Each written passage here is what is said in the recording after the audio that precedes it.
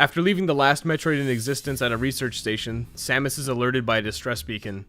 Upon returning to the station, the baby Metroid is taken by the space pirate Ridley to the planet Zebes.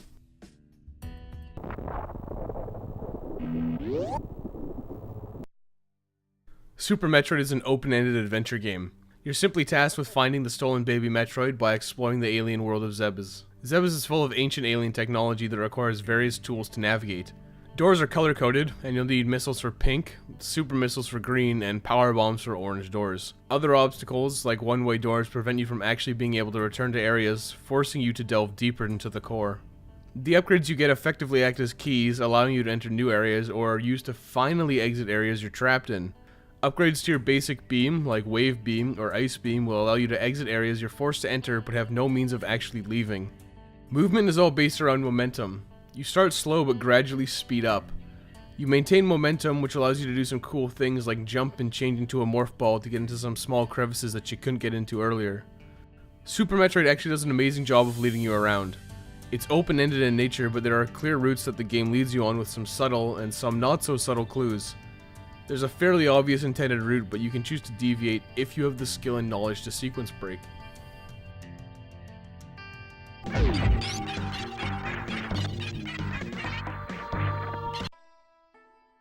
The artwork is well done. Samus' sprite work is extremely detailed. The enemies you encounter feel like alien life and fit in with their environments.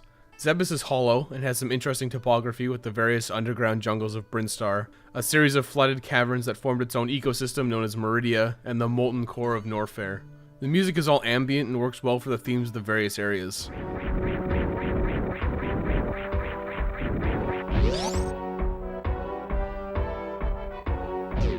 The tracks are distinct enough that it's easy to tell which area you're in without needing to look it up on the map. You'll be able to tell mostly by the color coding of the levels, but the music tracks help reinforce it. The sound effects are a bit lacking. Most sounds are fairly muted and lack a real punch, almost as if you're hearing them from a spacesuit.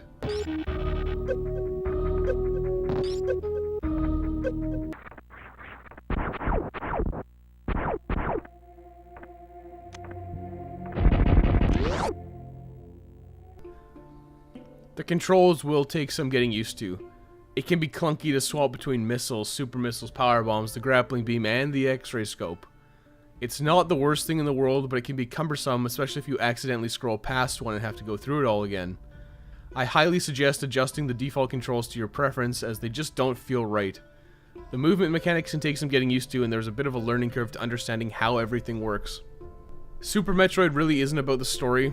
It's a direct sequel to Metroid 2, but all the story you get is from the introductory cutscene. It's straightforward, and it's more about the exploration of Zebes rather than being narrative driven.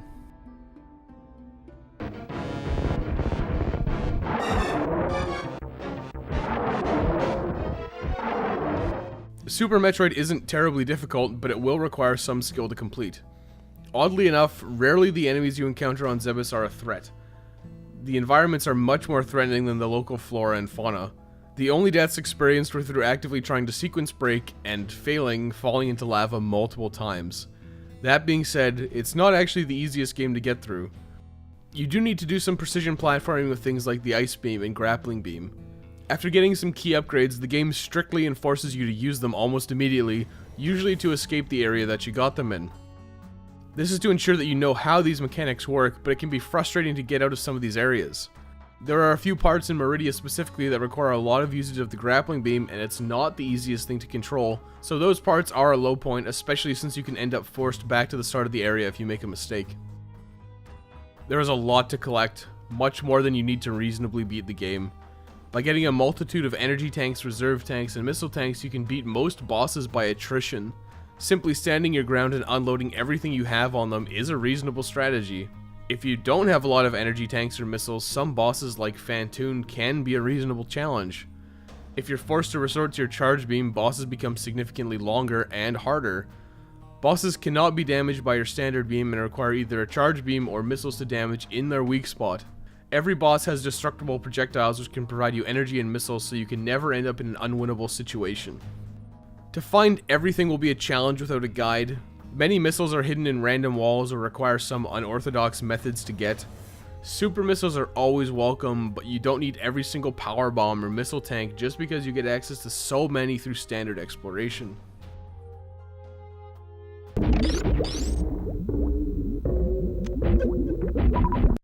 Super Metroid was completed in 3 hours and 3 minutes in-game time with a 70% item completion rate. That translates to 4 hours, 15 minutes, and 56 seconds real time. It's a good length. It's long enough that you feel the scale of Zebes, but short enough that you don't ever feel like the game's dragging its feet. There's no padding or fluff at all. It's all up to you to defeat the 4 bosses and then tackle the final stretch when you feel like you're ready. Super Metroid has a lot of replay value because of the ability to sequence break and being a fairly short length. A plethora of movement mechanics allow you to bypass sections of the game. You can do things like get the wave beam without needing the grappling beam with a well-timed wall jump. You can enter the wrecked ship early if you're skilled at bomb jumping or using the speed booster, allowing you to again bypass the grappling beam. 100% item completion does require some diligent hunting for hidden collectibles. A lot of these are not intuitive and you'll need to painstakingly scan every room with the X-ray scope to find them. Unless you're actively challenging yourself to find everything, you'll be adequately equipped to take on the game with only moderate exploration. A few collectibles do feel cheaply hidden, such as doors that the X-ray scope just doesn't reveal.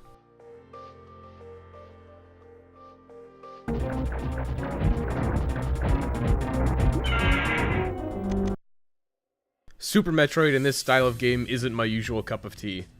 That being said, I thought it was amazing. Sitting down and finally beating it was extremely satisfying. It has amazing level and world design that you can't really appreciate until you sit down and play it yourself. It's satisfying to play through the first time, but will really shine in a replay where you know where things are and you can utilize the more advanced mechanics. The momentum-based movement mechanics will take some getting used to initially, but it has an extremely high skill ceiling for movement, and it's satisfying to pull off tricks like multiple wall jumps in a row. The majority of the standard enemies aren't threatening, but the boss encounters do pose a reasonable challenge. You can hedge your bets by backtracking and hunting down items, so most players shouldn't have an unreasonable time getting through if they explore. The only real criticisms I can give it is that the controls are initially clunky, the sound effects are a bit lacking for some things, and the length of item fanfare is beyond gratuitous.